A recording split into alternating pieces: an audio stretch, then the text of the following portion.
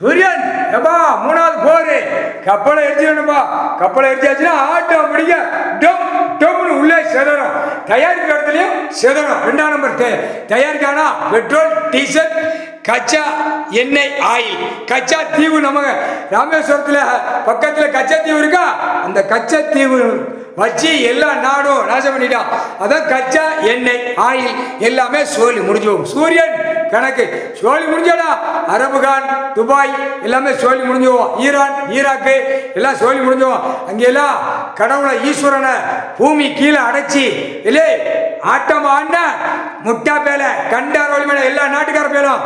இப்ப பாருடா, இந்து முஸ்லிமே கிறிஸ்டின் மூணுமே போர்க்கழகத்தில் கணக்கை முடிச்சிடும். முக்கால் சத்தியம் கடவுளால முடியும். முக்கால் சத்தியம் இந்து மதத்தில் எல்லா நாட்டிலையும் கிடக்கும்.